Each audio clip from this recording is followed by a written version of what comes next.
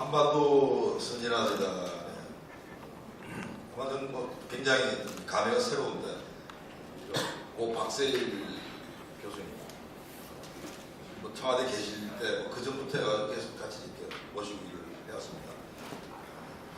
사실 우리 지금 박재환 이사장님께서 참 어려운 가운데 끌고 가고 있어요. 그래서 마음속으로 항상 좀 빚을 지고 있다. 또 우리 조영희 교수님이 노동사점령을 좀 발전해달라 그래가지고 제가 기꺼이 이렇게 말을 했습니다. 우선은 박 선생님 사실이 아마 계속 노동사점령, 아마 대한민국 사점령을 내셨던 그런 분 아닌가 생각해요. 그런 맥락 속에서 오늘 좀 말씀을 드리고자 합니다. 굉장히 이렇게 많이 오시고, 더군다나 국회라는 데서 이렇게 회의를 하는데도 이렇게 많이 오시려고 생각합니다. 감사합니다. 발표도 되게 소리겠죠. 우선 이 노동 4.0에 대해 가지고 뭘 노동 4.0으로 할 거냐 문제입니다. 아마 우리가 지금 4차 산업혁명 이야기를 하고, 또 독일에서는 4차 산업혁명을 인다스트리 4.0이라고 그러죠. 또 그게 맞춰가지고 독일은 노동 4.0이라고 사실 한국에서 노동 4.0을 뭐로 볼 거냐에 대한 문제인데요. 일단 저는 이렇게 정리했습니다. 이건 다름아닌 노동 혁신이다. 지금 이 대한민국에는 사라진 단어 중에 하나가 바로 노동 혁신이라고 나오고, 이 노동 혁신을 어떻게 추진할 건가를 오늘 말씀드리도록 하겠습니다. 오늘 말씀드릴 내용은 첫 번째는 이 노동 4.0이라고 하는 게 사실은 이거 추동하는 부분들은 이 완전 기술 혁신의 문제거든요. 그리고 우리나라에서는 그걸 4차 산업혁명이라고 이야기하는데, 여기에 대한 노동에 기대하고 있습니다. 노동계가 아니라 이 노동이라고 하는 걸 우리가 어떻게 볼 거냐에 대한 문제가 있을 것 같고요. 그 다음 두 번째는 이 독일에 말하는 노동 4.0이 아니라 대한민국의 노동 4.0은 어떠한 의미를 갖느냐를 좀 명확히 해야 되겠다. 그러니까 괜히 독일 따라 노동 4.0은 아니라고 보는 거죠. 이미 이 노동 4.0은 어떠한 형태로든 간에 전 세계는 진행 중입니다. 그러나 독일이 유독 노동 4.0으로 했지만 한국에서 노동 4.0은 다른 의미를 갖는다고. 그 다음 세 번째는 우리는 지금 노동 4.0이라고 하는 게 역사 속에서 지금 하는 과정입니다. 근데 이 과정에서 지금 노동 4.0은 사실상 좌절하고 있다고 보는 거고, 그럼 과거에 그럼 노동 2.0, 노동 3.0은 뭐로 볼 것이냐에 대한 이야기가 정리가 돼야 될 것 같아요. 그 다음 모든 문제가 특히 이런 말 들어가지고 장시간의 어떤 이런 혁신과 역사를 논의하는 데 있어서 가장 중요한 면으로 다르고 하는 제도라고 봅니다. 결국 이 제도라고 하는 게 혁신을 촉진할 것이냐 아니면 그거를 둔화시킬 거냐 이런 지금 문제가 생기는 거죠. 그래서 이 제도 문제를 이야기해야 될 것 같은데, 사실 이 부분은 결국은 제도라고 하는 건 정치경제학적인 그런 관점에서 논의가 필요하다고 생각하고요. 그 다음에 이 우리나라의 이 노동이 있어가지고 혁신과 관련돼서 가장 어떻게 본다면 시급한, 그리고 지금 대한민국의 노동 문제를 한마디로 말하라면 뭐냐면 결국 이 문제라고 이해하고 있습니다. 결국 노동시장의 이중구조 문제 말이죠. 정규직, 비정규직의 문제, 그 다음에 대기업과 중소기업의 문제, 이런 부분들을 어떻게 의아하게 해결할 것이냐 문제고, 그 뒤에 깔려있는 이 고용의 경직한 문제를 어떻게 우리가 조금 더 유연화시킬 것이냐의 문제로 이렇게. 그 다음에 이 노동운동입니다. 지금 사실은 지금 서울교통공사 노동조합 문제부터 여러 가지가 걸려있죠. 그 다음 또 지금 카카오에 지금 택시 걸리는데, 대부분 이 기술신에 대한 입장에서 봤을 때 결국 이 기존의 노동운동, 기존의 노동운동이 이른바 중화학 이후에 시대 이후의 노동운동 3.0이라고 하는데, 이 노동운동 3.0 자체가 한계가 왔고, 그다음 노동운동 4.0을 어떻게 이행할 것이냐의 문제는 어떻게 본다면 우리가 기술혁신에서 굉장히 중대한 과제로 규정을 해야 된다. 그 다음 마지막에 이제 대한민국 노동혁신을 어떻게 추진할 것이냐, 이런 식으로 한번 진행해 보도록 하겠습니다.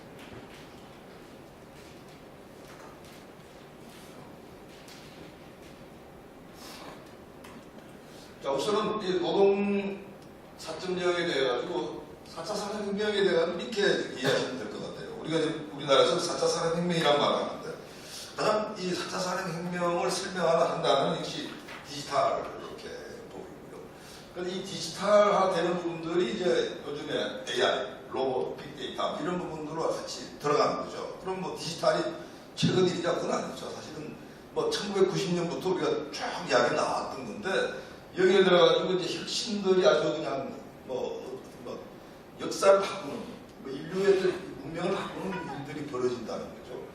근데 사실은 이게 지금 노동 4.0에서 가지고 제가 가장 골자고 그게 어떻게 보면 이 독일과 뭐 다른 나라가 공유하는 부분이 이 부분입니다. 노동력 제공 자체가 시간과 장소, 공간이 파괴됐다는 거죠. 그러니까 예를 들어가지고 지금과 같은 근로시간의 문제라든지 지금과 같은 예를 들어가지고 근무 장소의 문제라든지 이런 부분들과 상당히 지금 파괴되고 있다는 거고 그 다음 노동력 보상 시스템 자체도 예를 들어가지고 우리의 근로기준법에서 현금 보상의 원칙 이런 게 되어 있는데요. 그 부분도 상당한 부분들이 지금 양에서 지금 진로를 바뀌는 이런 지금을 4차 산업혁명, 디지털 혁명은 요구를 하고 있는 겁니다. 자, 여기서 두 가지 관점이 있습니다. 하나는 뭐냐면 굉장히 좋을 것 같아요. 생산성 올라가고 소득 올라가고 실업 떨어져. 근데 사실은 이런 이 기대보다 우리가 크게 좀 작용하죠. 생산성 높으면 뭐예요? 실업자가 많은데 소득이 안 높아 생기는데 이러한 어떻게 본다면 기대하고 우리 속에서 우려가 많은 거고 지금 우리나라 경우에서 가지고는 이상하게 다른 나라에 비해 가지고 이 사람이 인기가 좋아요. 리트킨 교수라는 사람인데 교수는 아니죠. 이 사람 평론가인데 이 노동의 종말 그래가지고 그냥 기술혁신 그러면 그냥 그냥 대량 실업 본다고 이야기를 하고 있고요. 그 다음에 심지어는 들어가지고 이 교수들의 논문들입니다. 일자리 절반이 이게 없어진다는 이런 전망도 있는데 그러나 지금 돌아가는 상황 보시면 정반대입니다. 미국 가장 앞서 있던 이 디지털 시대라는데 완전 고용이고요. 그 다음에 일본 경우가 굉장히 흥미롭고 이거는 사실 IMF에서 보고서를 낼 정도로 지금 주목을 받는 부분인데 아니 로봇이 돌아가지고 기계가 말이야 사람의 노동을 더 늘리네. 사실 일본이 그렇죠. 특히 일본 경우가 있어가지고 고령화가 되면서 이 로봇 부분들이 오히려 고용과 친화적으로 가고 그게 어떻게 늘리는 방향으로 갔다는 겁니다. 그래서 사실 한국에서 가지고 이 혁신에 대한 이 공포증이라고 하는 건 굉장히 과장된 거고 이 부분은 OECD에서 한번 조사를 해봤어요. 분석을 했습니다. 그러니까 OECD의 배움국을 상대로 했더니 이 디지털 혁명에 있어가지고 이른바 실업에 대한 고용 감소에 대한 부분은 한국이 가장 작다는 겁니다. OECD 평균보다 떨어진다는 겁니다. 9%인데요. 그래서 사실은 지금 우리나라에서 가지고 일각에서는 이 기술하고 신기술 들어오면 다 일자리 없습니다. 이런 부분들은 사실은 어떻게 보면 요즘에 말을 많이 하는 가짜 뉴스입니다. 그래서 이건 사실 그림으로 제가 이렇게 표시했는데요. 이 부분은 제가 그림까지 설명하지 않고 혹시 꼭 보시고 싶으면 대략 아마 이 제조업 부분에서는 고용 감소가 분명히 있을 거라고 보이고요. 그러나 서비스는 고용이 증가하고 있습니다. 대한민국 똑같습니다. 그러나 우리의 고용 증가라고 하는 것은 뭐냐 한다면 굉장히 임금이 올라가면서 이런 일자리가 아니고요. 사실은 서비스업 자체가 저부가 같이 저임금 저생산성의 일자리로 바뀌는 게 문제죠. 자, 이런 일이 왜 생겼냐 한다면 바로 이 대목을 봐야 될 것 같은데요. 우선은 이 기술혁신이 어떻게 일자리를 조정하느냐를 따져봤더니 사실 요즘 이 부분이 이제 어떻게 보면 경제학의 우리가 확고한 이론입니다. 우선 기술혁신에 대해서 사람은 바보 아니라는 거예요. 사람은 대응을 하고 기업은 대응을 한다는 거죠. 그 대응이라고 하는 단어를 우리는 이 직무가 조정된다고 보는데 이 직무 조정이 있어가지고 사람한테는 숙련이고 기업한테는 조직이기 때문에 조정이 이루어진다. 따라서 근로시간이나 근무 형태도 이렇게 변화가 되고 바로 이기 때문에 이제 고용 변화가 최종적으로 일어나는데 문제는 지금 이분들의 잘못은 뭐냐면 산업이랑 직무 중심으로만 직업 중심으로 하게 되면 당연히 고용 충격을 과대평가할 수밖에 없다고 하는 겁니다. 그래서 키워드는 뭐냐면 결국 숙련과 조직의 유연성의 두 가지 문제로 보이는 거예요. 그러니까 고숙련 근로자가 유연한 조직에서 일할 때는 기술혁신하면 당연히 고용이 증가합니다. 그 다음에 들어가지고 이 저숙련 경직 조직에 있다는 감소할 수밖에 없다는 거예요. 사실 지금 우리나라에 들어가지고 이 부분이 가장 지금 취약한 부분들이고, 그 다음에 아까 서비스 부분에 넣는다고 하는 부분들은 대부분 우리나라 서비스업이 중소기업이 많습니다. 그래서 저숙련, 유연 조직이 많기 때문에 이런 거고요. 그 다음에 지금 앞날이 가장 어두운 계층 중에 하나가 뭐냐면 이 고숙련 중에 경직 조직. 예를 들어가지고 우리나라 지금 금융업 같은 경우는요. 보통 선진국의 금융업의 고용 비중은 5% 정도 됩니다. 우리는 4%밖에 안 돼요. 그러니까 이야기는 뭐냐면 우리나라 금융산업이 굉장히 경직적이고 숙련 근로자임에도 불구하고 고용이 계속 줄어들거나 이런 부분이라는 거죠. 그래서 어떻게 본다면 이 노동 4.0에 대해 가지고 우리가 많은 오해를 하고 있고 거기에 대해서 공포를 느끼는 이런 분위기가 있는데 사실과 다르다고 하는 이런 이야기를 드립니다. 자, 그럼 노동 4.0을 한국에서 뭐로 정의할 거냐고. 우선은 선진국 경우는 노동 4.0 나오기 전에 첫 번째 산업혁명 하면서 노동 2.0입니다. 이런 말들 기계가 들어오고 도구가 들어가도 노동이라는 생산이 쭉쭉 올라갔어요. 그다음 노동 3.0은 대량 생산을 합니다. 정말 라인 타고 쫙 생산하기 때문에 이때 노동 3.0 시대에 들어가게 되면 이런 말들 가지고 관리자급들 이런 사람들이 진짜로 월급이 팍팍 올라가는 이런 시대죠. 그다음 이제 노동 4.0 시대에는 사실상 경제 자체가 전체 서비스화 되는 거예요.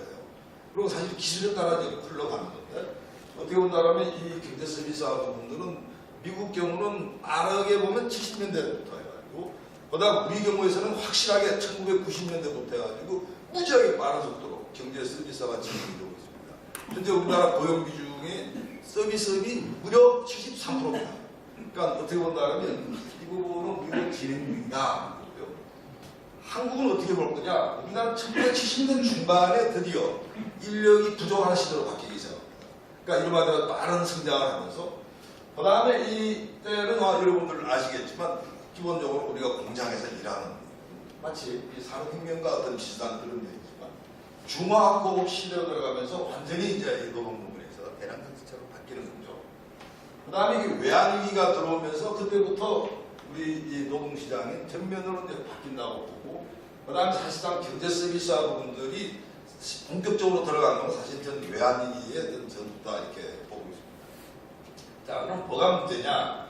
사실은 지금 이 노동 4.0에 대한 논의를 하거나 또 이 산업 4.0에 대한 논의는 기본적으로 말이죠. 이 선진국들의 어떻게 보면 이 경쟁의 역사로 봐야 됩니다.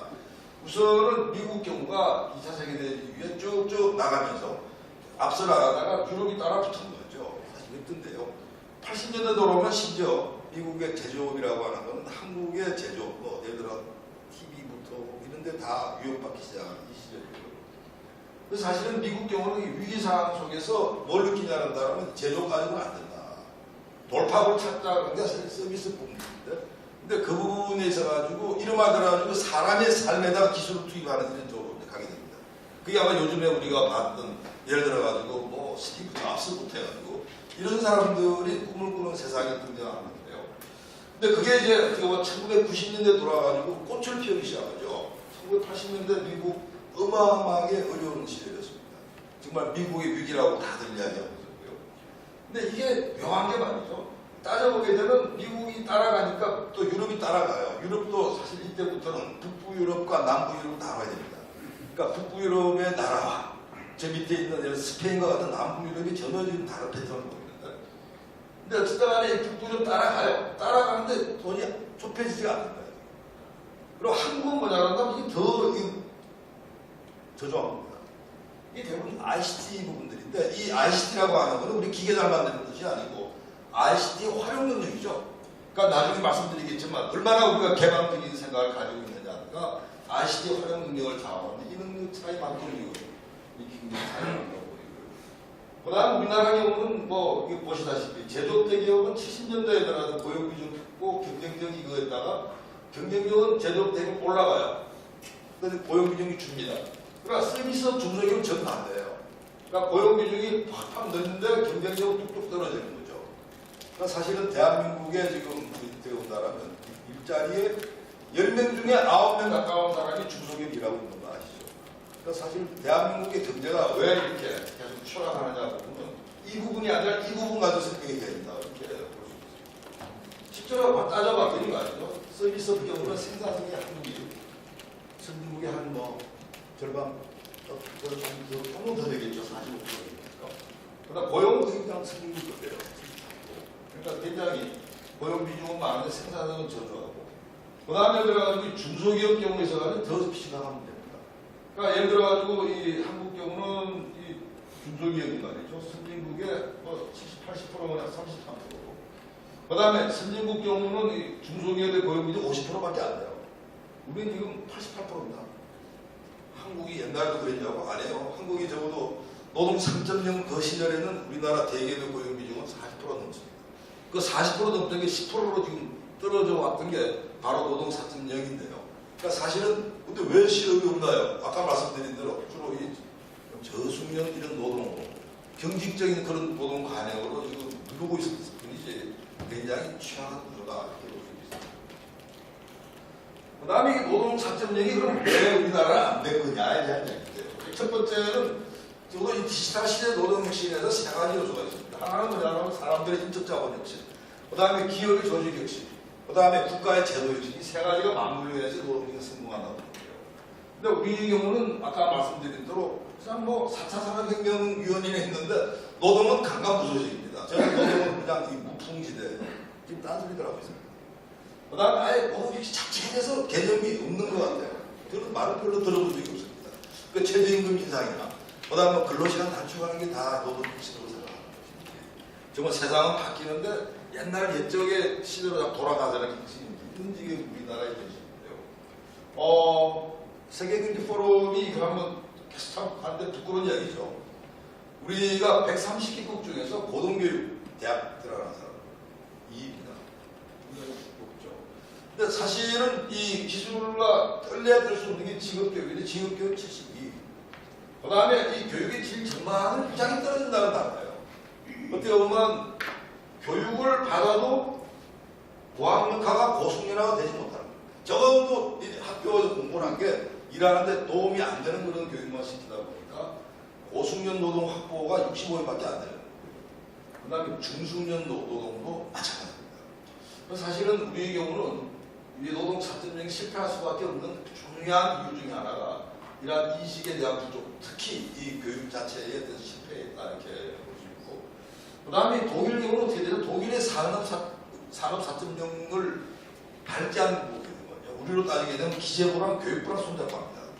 예. 그리고 사실 노동 4.0은 이제 우리로 따지게 되면 고용노동부가 이런 입장인데, 사실 우리는 지금 교육부로 그냥 아예 이거는 그냥 열려있죠. 아직도 입시제도 동의나 하고 있는 이런 상황이고, 그 다음에 중국이 좀 무시무시하게 나가다 보니까 지금 뭐 미국의 트럼프 대통령이 아주 무역전쟁 하려고 작전을 하고 있는데, 이게 이제 중국 제조 2025 플러스 국가 정보화 전략 이 부분이 지금 되거든요. 자, 그래서 우리의 경우에 있어가지고 가장 이제 문제는 뭐냐면 아까 말씀드린 제도에 있던 문제라는 거고, 바로 이 제도라고 하는 게 잘못되다 보니까 우리는 사실 ICT도 아주 시설을 뭐 넘버원. 근데 교육 R&D 투자 전 세계에서 넘버원에 가까운 나라입니다. 정말 우리가 GDP 대비 비중이 높아요. 뭐합니까 이게? 성과가 없어. 혁신의 역설이 작용한다는 거고요. 그 다음에 노동시장 자체가 아까 말씀드린 이중구조 이런 문제들이 있기 때문에 사실은 지금 우리나라 경험에 있어가지고는 아무리 지금 이 기술을 뭘 한다 하더라도 결국 이 구조적인 문제, 노동시장의 이중구조로 오는 경직한 문제, 교육의 실패 이런 문제 때문에 별로 성과를 낼 수 없는 그 구조다 이렇게 말씀드립니다. 그 다음에 참고로 이 그림은 말이죠. 사실 아마 처음 보시는 분들이 그림이 왜 복잡하다고 그랬는데 한 페이지에 많은 걸 담다 보니까 이렇게 복잡하게 됐습니다. 이 부분은 뭐냐면 지금 우리가 이게 지금 자영업이 대한민국 왜 이렇게 비중이 많아? 25%나 돼. 그리고 앞으로 미래의 자영업은 어떻게 되는 거야? 에 대한 질문이 나올 겁니다. 특히 노동혁신 한 다음에 자영업. 근데 사실은 이 자영업에 우리가 25%가 되는 이유는 말이죠. 이게 기술혁신과 관련 없다는 이야기예요.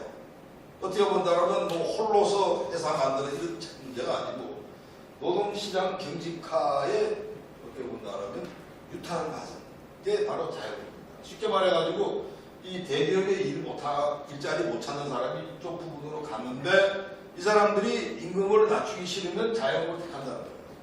그래서 이 자영업이라고 하는 것은 어떻게 본다면 우리의 또 노동시장의 구조적인 문제지. 예를 들어가지고 뭐 기술이 어떻고 이런 부분은 아니라는 부분을 말씀드립니다. 자, 그 다음에 제도 부분을 좀 말씀드리겠습니다. 사실은 이 제도 부분은 우리 스스로의 어떻게 본다면 뭐 자만심 또는 우리 스스로의 어떤 문제 때문에 이 노동시장 좌절을 시키는 거예요. 우선 제일 첫 번째, 우리가 디지털 시대에 들어오면서 우리는 똑같이 민주화랑 같이 가게 됩니다. 근데 이 과연 민주화라고 하는 게 디지털 시대랑 어떤 관계를 맺느냐, 또는 이 정치와 경제가 어떤 관계를 맺느냐 부분에서 우리는 실패한 나라예요. 기본적으로 이 민주화라고 하는 게 말이죠. 다른 나라 예를 들어봤을 때 대부분 민주화 자체는 중산층을 키우고 소비를 올리고 투자를 활성화시킵니다. 그러나 이 민주화 자체가 여러 가지 흠결이 있어요. 기본적으로 그 부분에서 가지고 특정한 이해 집단이 주도를 한다든지 이런 일이 벌어지게 되는 그런 효과가 망감되는 거고, 그 다음 민주주의 자체가 경제의 발전을 보장하지 못하는 이유가 바로 거기 있는 겁니다. 지금 우리는 어떤 문제가 우리나라가 이게 디지털 시대 내지는 이러한 경제의 어떤 현상을 완전히 특징을 압도하는 거죠. 예. 그래서 사실은 제도 자체가 굉장히 갈수록 안 좋은 제도만 등장하는 거예요. 소득주도 성장 대표적인 케이스라고 보는 거예요. 그 다음에 기술혁신 세계와 노동운동의 갈등인데 아마 지금도 계속 지금 다툼들이 있죠. 이러한 부분들도 마찬가지예요. 사실 그럼 독일의 4.0은 어떻게 되느냐, 노동 4.0은 독일 노동계들 안 불안하겠어요.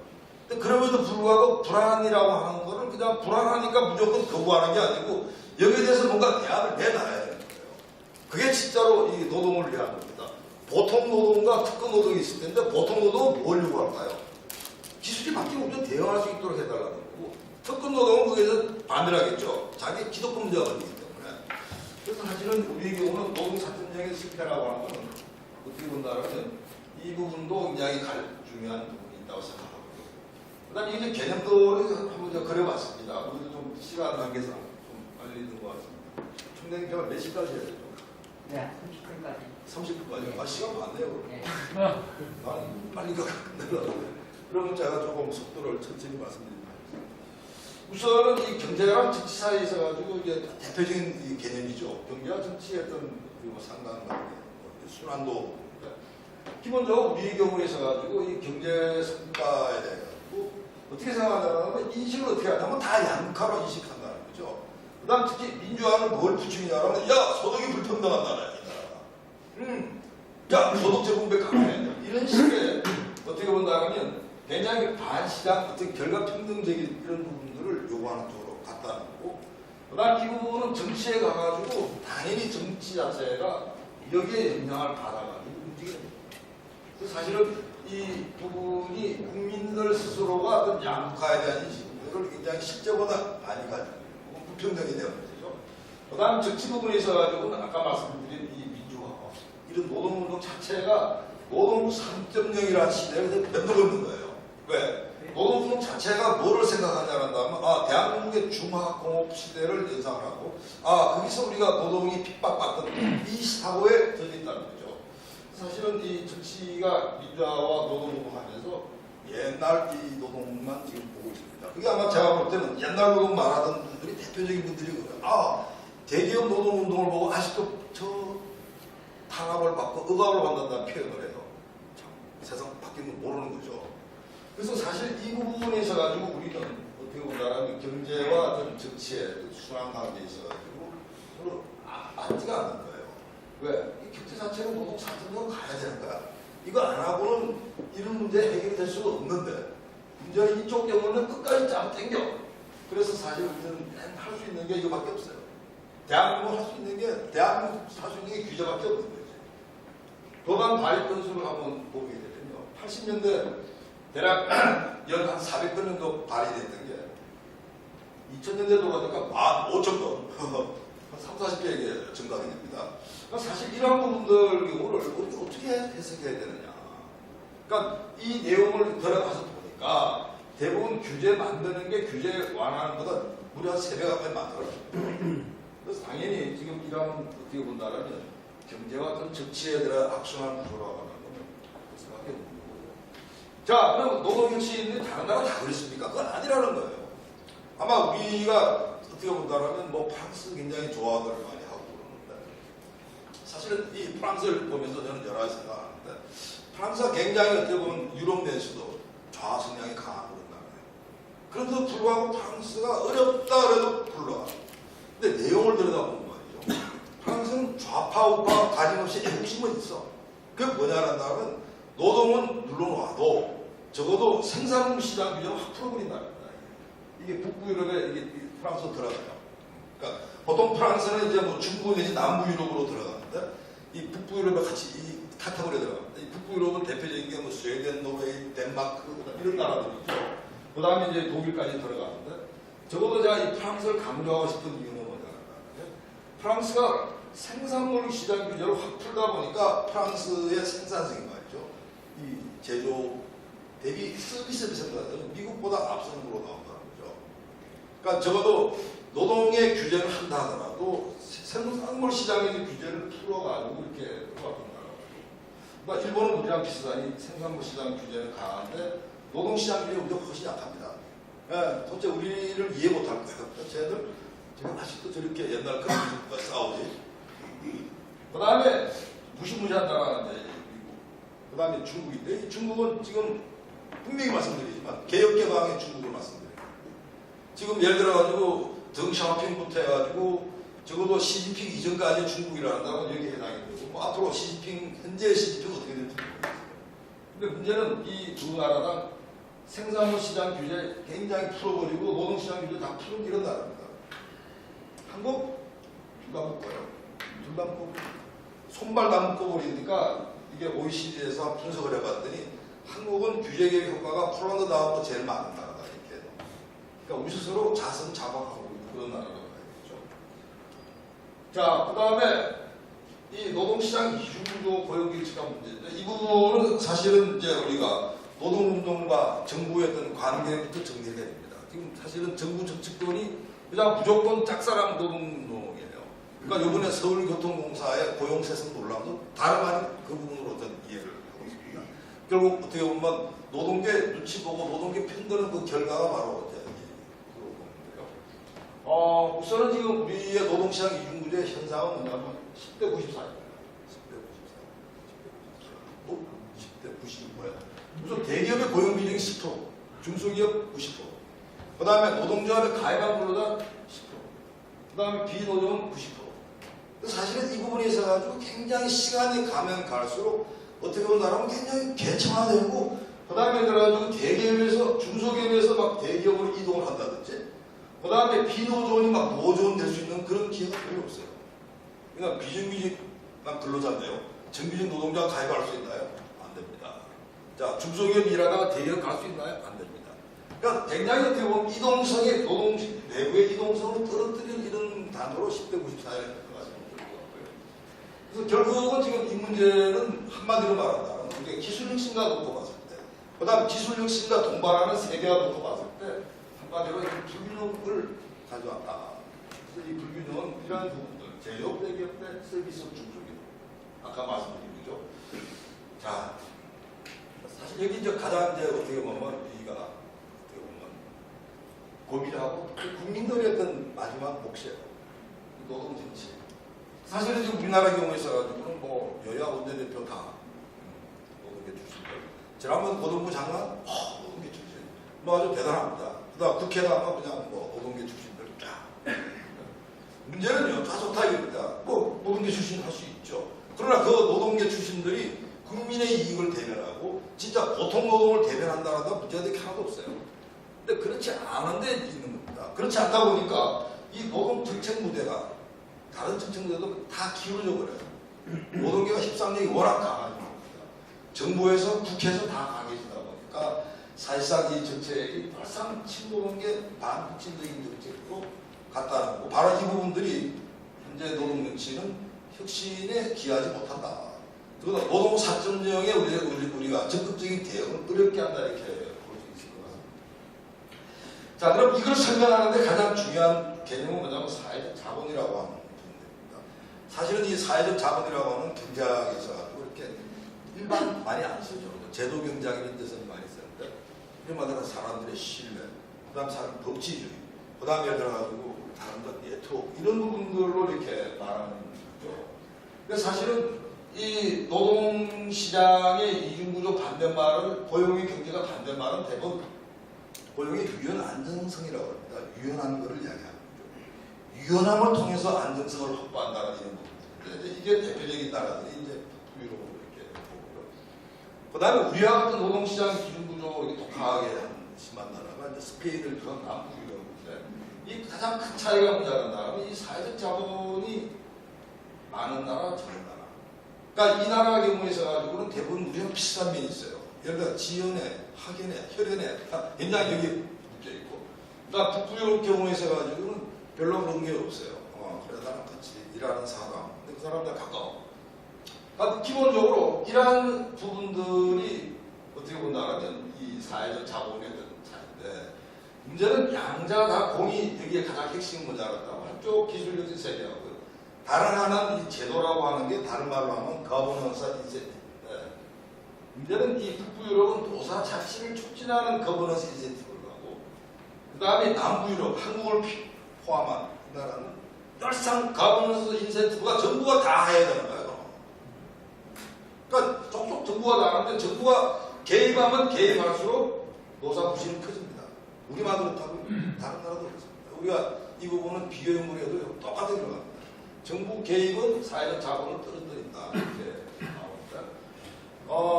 사실 기술력이 세계화 경우가 사회적 자본이 높은 나라는 전부 공유로 가요. 근데 이 변화에 대해서 사회적 자본이 낮은 나라는 불신도로 이렇게 심화시키는 이런 구조입니다. 그래서 사실 지금 이 문제가 우리나라 지금 다 이런 주소라고 봐요. 우선은 이 국민들이 정책에 대한 불신이 깊어요. 사회적 자본이 떨어집니다. 정부 불신이 깊은 나라. 실제로 예를 들어가지고 정부 부패 지수 따져보게 되면, 한국 왜 이렇게 높아? 굉장히 높이 나오죠. 그러니까 이게 굉장히 불신이 이제 강한 나라고, 근데 그 내용을 들여다봤더니 아까 말씀드린 대로 대기업, 정규직에 따라서 전혀 다른 거예요. 우리가 이 고용 비중으로 봤을 때요, 제일 많은 비중 중에 하나가 중소기업 비정규직.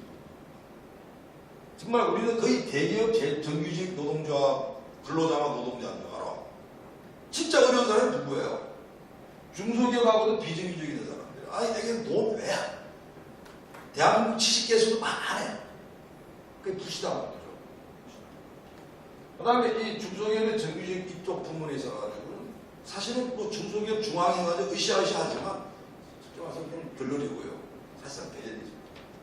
그 다음에 대기업의 비정규직 경우는 정규직과 출자에 소외되어 있는 거죠. 아니, 대기업 비정규직은 정규직 노동학 들어가면 안 되나요? 안 돼. 이렇게 지금 이 대한민국의 현실이 이렇게 지금 돼 있는 거예요. 근데 이 이유가 뭐냐는 나라는 사실 정부 자체가 굉장히 정책을 잘못했다고 하는 거죠. 이원적인 정책을 펴는 거예요. 그러니까 이 섹터 부분은 보호를 해주고요. 이 섹터 부분에서 가지고는 그냥 지원자는 그냥 고용지원자로 주는 거예요. 그러니까 어떻게 본다면 이 이원적 정책이 이걸 그냥 붙여버리는 이런 역할을 한다. 그럼 이 이원적 정책은 어디서 나오느냐? 바로 여기 나옵니다. 노동정치, 진노동의 정책. 우리만 그렇습니까? 아니에요. 그러니까 예를 들어가지고 이 유럽에 있어가지고 노동시장의 노동정치를 표현하는 가장 큰 나라가 뭐냐는 다 인사이드와 아웃사이드의 문제로 이렇게 보는 겁니다. 그러니까 사실은 지금 인사이드, 아웃사이드 정치에 있어가지고 결과물이 그쪽이고 뭐 우리만의 어떤 문제는 아니지만 우리가 반드시 이 문제를 해결해야지. 어떻게 보면 이게 이런 섹터들이 그럴 수 있다 이렇게 볼 수 있습니다. 그 다음에 노동운동인데요. 우리나라 지금 노동운동은 다른 큰데 노동운동 3.0 단계죠. 예를 들어가지고 중학시대부터 해가지고 그 연장선에서 계속 지금 멘탈리티를 가지고 있습니다. 근데 사실 그렇게 되게 되면 뭐 빠르죠. 뭐 결국은 거의 대다수의 근로자들은 빈곤화되는 거예요. 취업을 하고 있는데 막 소득이 엉망이야. 요번에 이제 노동 통계를 제가 봤더니 굉장히 흥미로운 게 36시간 근로 미만 일하는 근로자 비중 왜 이렇게 늘어? 그러니까 36시간 이상 일하는 근로자는 줄고 그게 뭐냐 그런다면 굉장히 불안전 취업자들이 어마어마하게 된다는 거예요. 그러니까 우리가 가장 피해야 될 일 중에 하나 그런 거거든요. 취업자는 취업자인데 거의 그냥 가난한 취업자야. 지금 우리가 이 노동운동이 그 문제에 대한 답을 내놔야 된다. 지금 바로 그러한 현상들의 경우는 어떻게 본다면 그런 이 혁신 기술이라고 하는 이런 부분들이 오면 올수록 그렇게 간다는 겁니다. 그래서 일단은 지금 이 노동운동 자체를 봤을 때 노동자와 조직률이 감소되고 뭐 그 부분을 좀 만회하기 위해서 뭐 여러 가지 이제 법으로 하고 그다음에 정부가 공공부문 늘려 뭐 이런 식으로 하는데 제가 볼 때는 뭐 일시적이에요.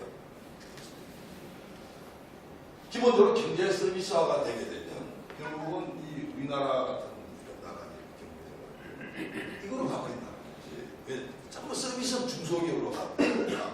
그럼 다른 나라 그런가요? 아닙니다. 다른 나라의 경제 서비스화는 대기업의 고용 비중이 줄었던 게 아니고 대기업의 고용 비중이 늘었어요. 왜 그럴까요? 서비스업 자체가 제조업처럼 덩치가 커진 겁니다. 그러니까 이들 가지고 중소기업들이 M&A 하기 시작하고요. 그 다음에 중소기업이 규모의 경제를 살리는 이런 쪽으로 가다 보니까 이 경제 서비스화가 우리처럼 대기업 고용 비중 감소가 아니고 대기업 고용 비중이 증가로 왔다는 겁니다. 그 다음에 우리나라에서 가지고 노동운동이 이렇게 4.0으로 못 가는 가장 결정적인 이유가 저는 한국노총, 민주노총의 다툼이나 싸움이라 봐요. 그러니까 한국노총, 민주노총, 그 다음에 예를 들어가지고 또 한 단위노동자, 현대차 노동자하고 본다면 그게 그 개파 간의 경쟁들이 미래를 위해서 한 발짝도 못 나가게 만든다. 그 다음 그게 깔려있는 부분들은 뭐냐면 서로 부신하는 거예요. 부신하는 거는 한노총을 민노총을, 민노총을 한노총을 이런 식의 부분들이기 때문에 우리가 이 노동운동 4.0이라는 게 노동의 스스로가 크게 들어 자각하지 않으면 어려운 문제라는 거예요.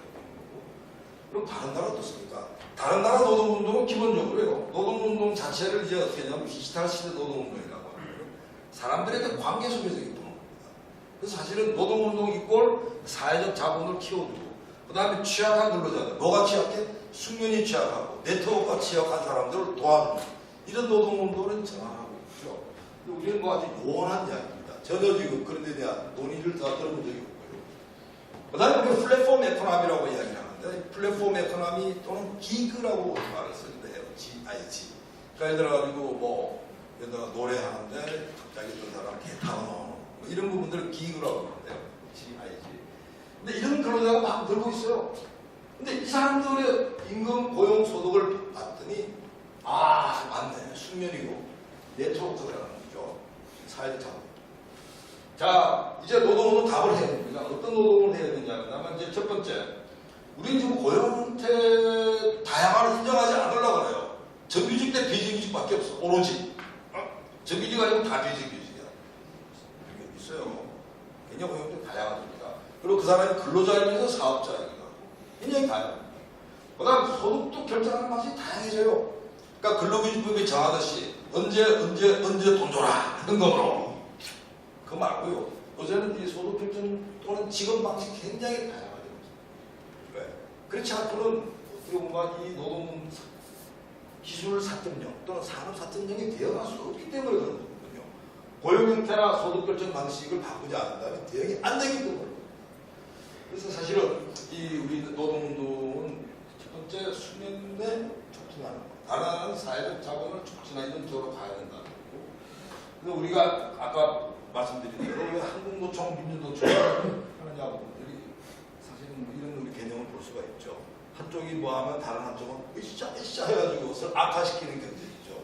임금 올리기 경쟁, 그 다음에 고용 경쟁, 기술 혁신 저지 경쟁 이런 부분들입니다. 그래서 사실은 굉장히 우리 스스로가 어떻게 본다면 자승 자박하는 이런 부분들이고 아까 말씀드린 대로 이러한 부분들이 아까 같은 경우는 주로 인사이드 그러다 보니까 노동계 특권이라는 이야기가 일수는 한번 나오게 됩니다.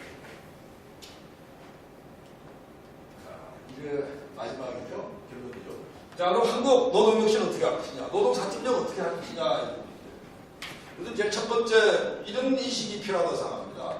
대량 실업에 대한 공포 못 땡겨. 왜?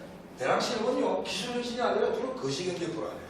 예를 들어 외환위기가 닥쳐온다든지 그 다음에 예를 들어가지고 갑자기 세계 금융이 붕괴한다든지 이런 일 때 대량 실업이 오는 거지.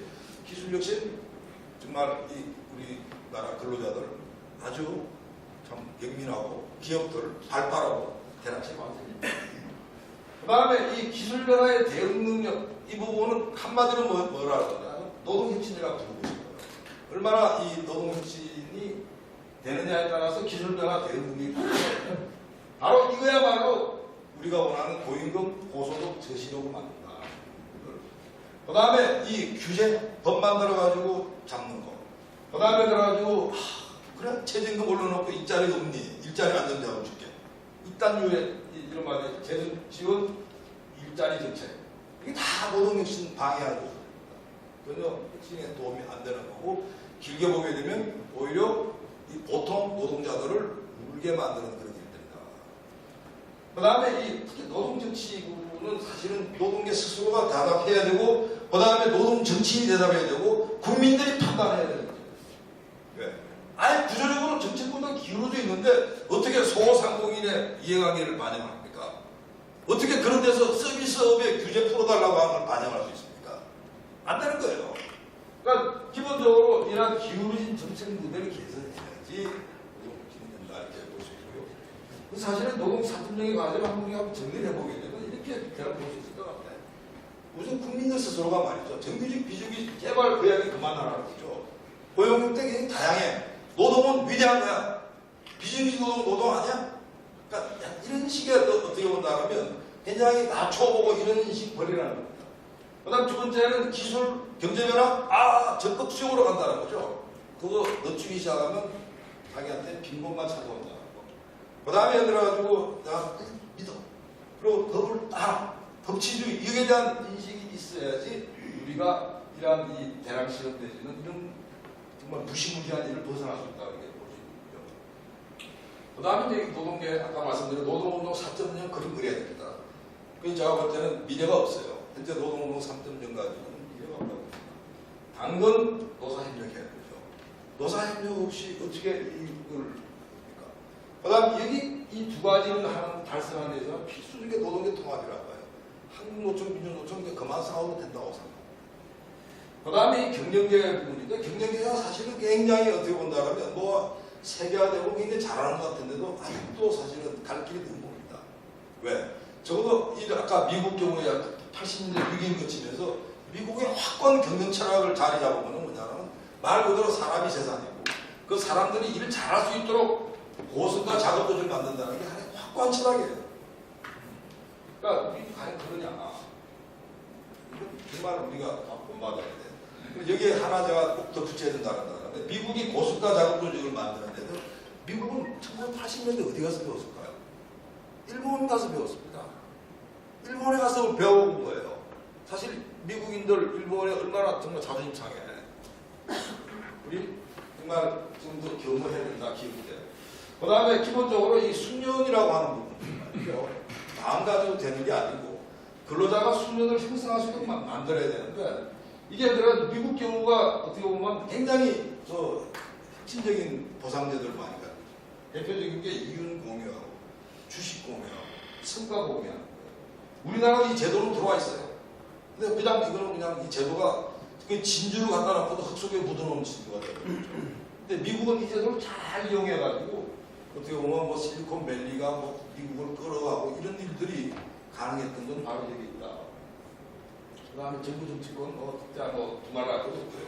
제발 정말 이 폼 좀 닫지 않았으면 좋겠다. 그냥 법만 들어가서 하는 건 아니라는 거죠. 그 다음에 특히 우리 경우에 있어가지고는 교육과 연구개발 ICT 부분은 우리의 대한민국 가장 큰 장점이에요. 누가 뭐래도 대한민국 여기만큼은 다 컨센서스가 있어. 그래 교육에 투자하자, 연구개발 투자하자. 제대로 쓰도록 만들어라. 이 시스템 반드시 개혁하는 일이 필요합니다. 대한민국 노동혁신을 위해서 감사합니다. 궁금했던 부분을 질문을 하겠습니다. 우선 그 노동혁신, 고용혁신에 대해서 키워드를 두 가지로 제가 깨달은 거는 이제 유연성 하나가 있고요. 그리고 나머지 하나는 보숙련 이렇게 두 가지로 저는 이해를 했습니다.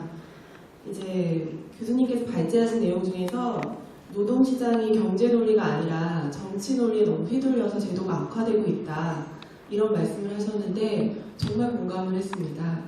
왜냐하면 이제 특히 노동 유연성이랑 관련된 부분인데요. 제가 이제 고용노동부 공무원들이나 아니면은 뭐 노총 지도부들과 이야기를 할 때 항상 노동 유연성 문제를 어떻게 할 거냐라고 물으면 공통적으로 하는 말이 우리도 안다. 노동 유연성이 필요하다는 건 아는데 지금 지난 정권 10년간 기업 편들지 않았냐. 아니면 87년 체계 이후로 30년간 기업 편들었으니까 이제 우선은 노동 안정성부터 고용 안정성부터 하고 난 다음에 유연성을 하자. 그러면은 자연스럽게 유연성도 따라올 것이다. 이런 식의 논리를 많이 말씀하시더라고요. 그런데 제가 느끼기에는 이게 뭐 우리가 안정성 다 할 때까지 세계 경제가 기다려주는 것도 아니고 노동시장 변화가 안 되는 게 아니지 않습니까? 그러니까 이거 논리적으로 맞지 않은데 그런데 100번 양보해서 그러면은 고용 안정성을 하자라고 했을 때 이게 과연 제대로 하고 있는지 짚어봐야 된다고 생각을 합니다. 아까 강연 중에서도 나왔던 플랫폼 노동자들에 대한 얘기를 하려고 하는데요. 이제 한 가지 예를 들면 내년부터 플랫폼 노동자들, 그러니까 특수고용직들한테 실업급여를 의무화하는 지금 정책을 추진하고 있는데요.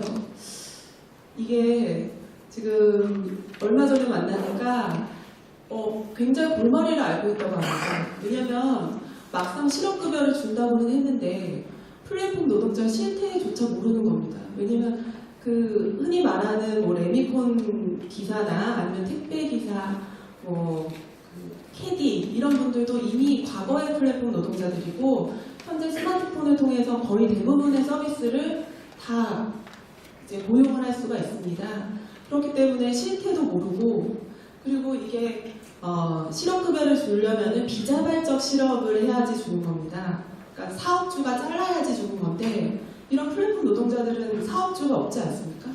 그러니까 이 사람들이 막상 준다고 했는데 어떻게 해야 될지 지금 골머리를 썩고 있더라고요. 그러니까 이런 걸 보면 지금 과거의 노동법제 하에 지금 고용 안정성을 논의하는 것 자체가 이게 말이 되는 건지 그러면서 고용 유연성을 뒷전으로 두는 거는 정말 너무 말도 안 되는 거 아닌가 이런 생각을 했습니다. 오히려 이 사람들을 이런 식으로 안정성을 한다고 하면 오히려 보험설계사들 자르고 그리고 캐디를 고용을 안 하겠죠. 그러니까 오히려 이렇게 새롭게 고용 형태나 고용 시장은 빠르게 변화하고 있는데 이거를 예전에 고용보험 체계에 넣는 게 과연 안정성을 추구하는 일인지 정말 심각하게 고민을 해야 된다고 생각을 하고요. 그리고 고숙련과 관련해서는 이제 4차 산업혁명 관련해서 이제 직업훈련이랑 떼놓을 수 없다고 생각합니다. 그러니까 기존에 있었던 제조업 노동자들을 어떻게 해서 새로운 4차 산업혁명 기술을 숙련하게끔 만드느냐 이런 게 굉장히 중요한데 제가 작년에 독일하고 영국, 홍콩, 싱가포르 같이 노동 4.0을 잘 추진하고 있는 나라들의 직업학교들을 취재를 간 적이 있습니다.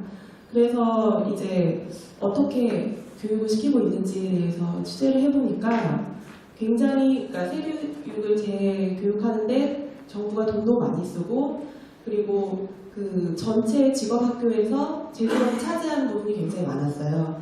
근데 우리나라 같은 경우는 뭐 폴리텍이나 전문대 같은 데서 제조업이 굉장히 인기가 없습니다. 미달이고 대부분 실용학문들, 뭐 미용이나 디자인 이런 것들을 주로 하고 있죠.